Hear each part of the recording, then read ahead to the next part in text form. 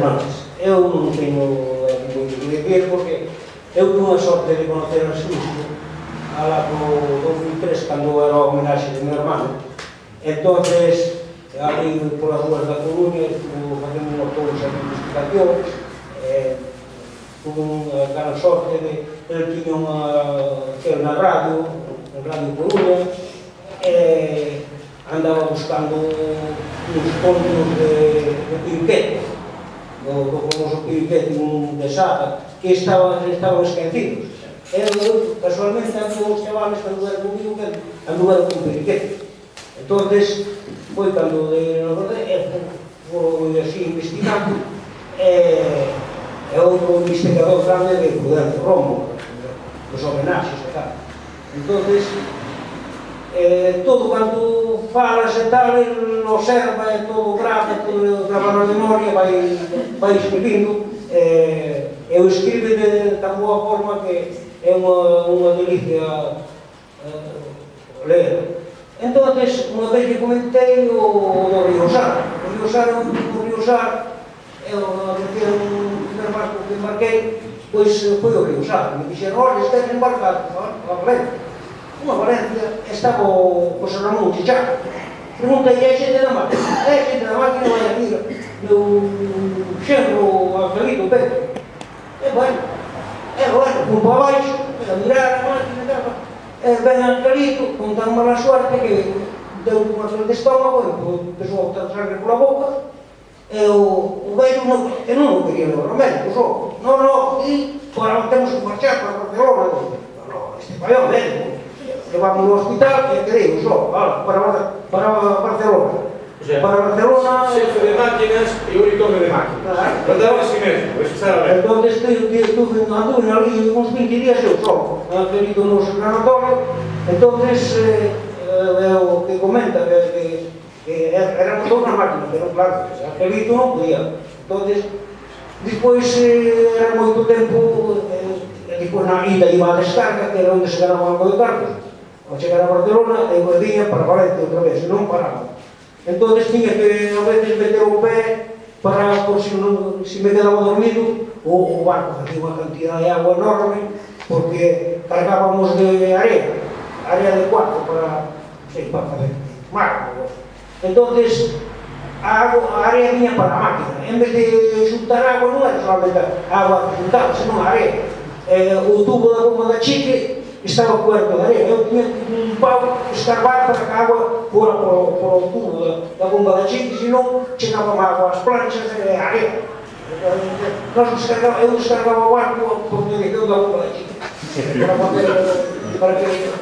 Entonces, a historia de... Pasei moi mal ali entre unos días, porque eu solo era un peligro. Era comentar eso que na máquina era un pouco. O que pasa que eso, que Ángel enfermoume que unha perforación de estómago, non sei algo, eu sei que estuvo internado ali no sanatorio tamén. Ángel como de todo. Bueno, nada máis, a gran sorte de conocer aquí a Xurxiño, todo cando se conta, todo cando se muenta, vai grabando e vai escribindo que é o que ten que facer. Gracias a todos.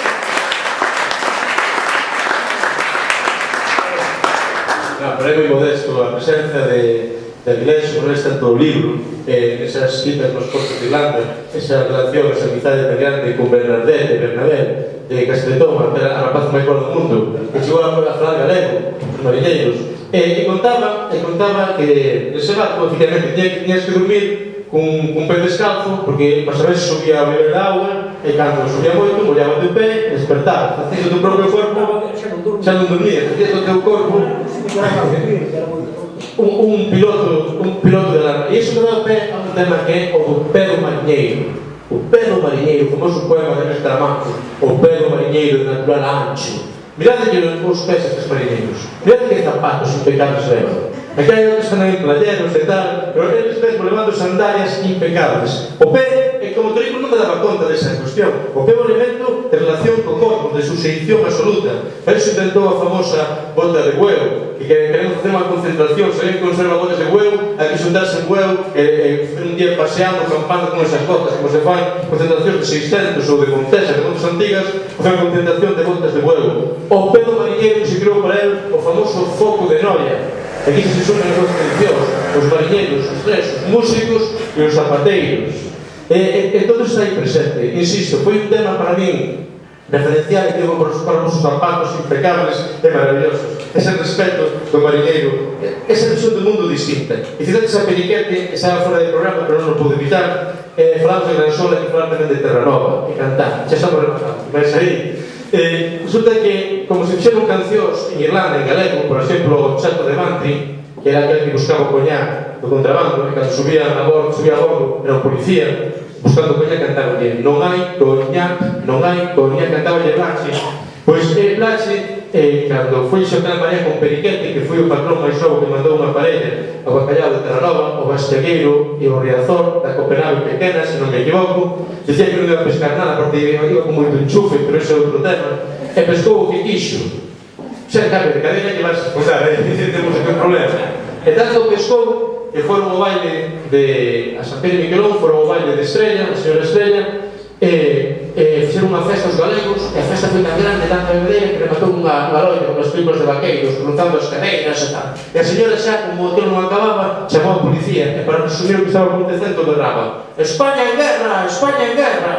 Chegaron os xendarmes franceses, eran dous, e viron o ambiente, e decidiron acuartelarse. E a volta no barco, Blache, de Bayona, por certo, curmán do famoso Ricardo Blache, que foi apresado no Océano Índico, no Alacrán. Mirade como era a cousa, o día da festa en Bayona coincidimos todos na mesma mesa. Logo un pescaba no Océano Índico e outro en Terranova e en Gransola. Mirade, somos cosmopolitas os galegos.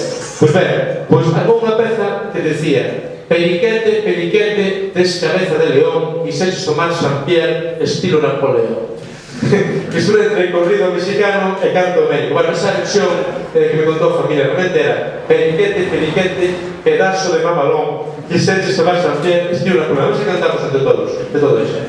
Que fixeches, Periquete, Periquete, que fixeches, pedazo de mamalón, quixeches tomar San Pierre, o estilo Napoleón. Vou repetir, todos xa sabes, non? Que fixeches, Periquete, pedazo de mamalón, quixeches tomar San Pierre.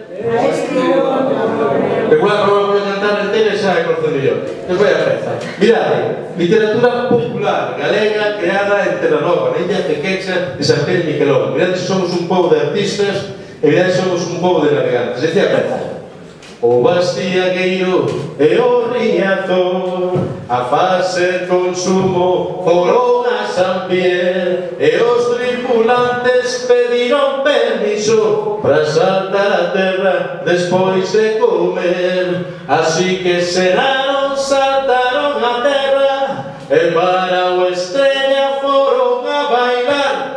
Que clase de baile facía esa xente? Que houve máis sopapos que onde os fan. Como empezou a cuestión e non te o pudo decir, e yo diza Periquete, el tamén estaba ali. Berrejaba Periquete a súa tripulación: adelante mis muchachos, si ganamos hai cerveza, pero si perdemos non, darlle duro na cabeza. Continuamos, ahora vemos retroso. Aquelo foi de medo o que ali pasou, aquelo parecía un combate naval. Teléfonos e goños e as telefonías, e tamén o dixo a radio local. Agora todos. Que fixeches, Periquete? Aí nube. Periquete, que fixeches? Pedazo de mamalón, quixeches tomar San Pierre a estilo Napoleón. Imos acabar. Darlle duro na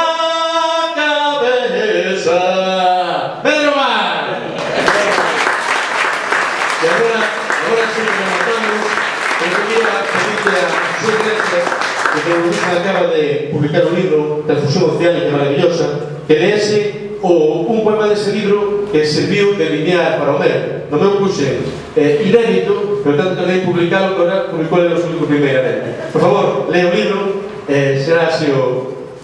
Cando que?